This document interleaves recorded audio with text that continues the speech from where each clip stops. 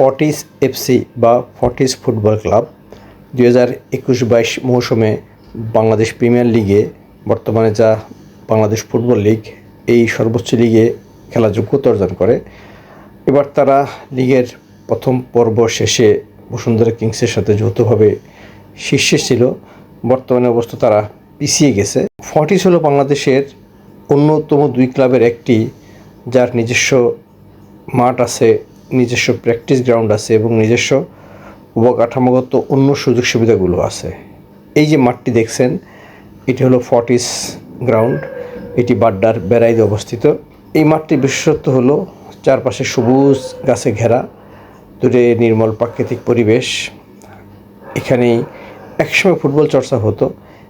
এখন অবশ্য এখানে যারা শৌখিন ফুটবল খেলেন, স্পটটি ভাড়া নিয়ে তারা এখানে ম্যাচ খেলেন। করোনার সময় এখানে ফুটবলাররা প্র্যাকটিস করেছিলেন, ক্রিকেটাররা প্র্যাকটিস করেছিলেন। এই ফর্টিস গ্রাউন্ড বা ফর্টিস ডাউনটাউন রিসোর্টের যে বিশাল গ্রাউন্ডটি, এই গ্রাউন্ডটি একই সাথে পিকনিক স্পটও। আর এখানে এসে ছোটো ছোটো বাচ্চারা এইভাবেই সবুজ ঘাসের গালিচায় হারিয়ে যায় প্রকৃতির সাথে, খুশি মনে দৌড়াতে থাকে, খেলতে থাকে। মাঠের এই প্রান্ত থেকে ও প্রান্ত পর্যন্ত খালি পায়ে সবুজ ঘাসের মধ্যে। যারা ইট পাথরের বিল্ডিংয়ে বড় হওয়া, জুতা পরে স্কুলে যাওয়া, জুতা পরে মার্কেটে যাওয়া, এরবারে তাদের আর মাটির স্পর্শ নেওয়ার কোনো সুযোগ থাকে না, তারা কিন্তু এই ধরনের প্রাকৃতিক পরিবেশে এসে এভাবে হারিয়ে যায় প্রকৃতির সাথে। ফর্টিস এফসির যে ফর্টিস ডাউনটাউনে যে মূল মাঠ, ফর্টিস ডাউনটাউনের ছোটো যে মূল মাঠ, তার পাশে আছে আরেকটি ফুটবল গ্রাউন্ড। এটি হলো প্র্যাকটিস গ্রাউন্ড। আর সেটিতে যেতে হলে এই খালটি পেরোতে হয়। খালের উপরে ব্রিজ আছে, ব্রিজ পেরিয়ে সেখানে যাওয়া লাগে। এই যে ফর্টিসের ফুটবল গ্রাউন্ড, এখানে প্র্যাকটিস হয়। ম্যাচের আগে হালকা যে প্র্যাকটিস, সেটি এখানে সম্পন্ন করে ফর্টিস এফসির খেলোয়াড়রা। আর এই মাঠ যেন, এই মাঠের ঘাস যেন পুরোপুরি ফুটবল উপযোগী থাকে, ক্ষতিকর ঘাস যেন না থাকে, সেটি তুলে ফেলা হচ্ছে। এই যে স্তূপ করা ঘাসগুলো তুলে ফেলা হচ্ছে, যাতে করে এখানে ক্ষতিকর ঘাস যা ইনজুরির জন্য সহায়তা না থাকে। এই যে তুলে ফেলছেন একজন। ফর্টিস রিসোর্টে, ডাউনটাউন রিসোর্টে সুইমিং পুল আছে, সেখানে অতিথিরা সুইমিং করেন। আর পাশে হল আছে, যেখানে বিভিন্ন প্রেস কনফারেন্স হয়, বিভিন্ন সেমিনার হয়, বিভিন্ন অনুষ্ঠান হয়।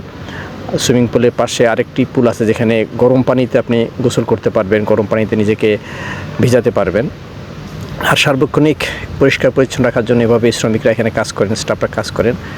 পাশে আছে ওয়াশরুম, যেখানে রেস্টরুম, যেখানে সুইমিং পুল থেকে উঠে পর্যটকরা, অতিথিরা এখানে ড্রেস চেঞ্জ করতে পারেন। দারুণ সুযোগ। আর এটি হলো বাচ্চাদের কিডস জোন। নানান ধরনের সামগ্রী এখানে আছে, বাচ্চারা এখানে আনন্দ ফুর্তি করেন। যারা আসেন অভিভাবকদের সাথে বিভিন্ন পিকনিক বা অন্য কোনো স্পটে বা ফ্যামিলি ডেতে বা অন্য কোনো অনুষ্ঠানের সময় আসেন, তারা এভাবেই এই স্পটগুলোতে এই বাচ্চাগুলো আনন্দ উপভোগ করেন, সময় পার করেন, ভালো লাগে তাদের। বেশ উপভোগ্য একটি এলাকা এটি। চারিদিকে সবুজ প্রকৃতি, সবুজ ঘাস, পাখির কলকাকলি, সব কিছু মুগ্ধ করবে।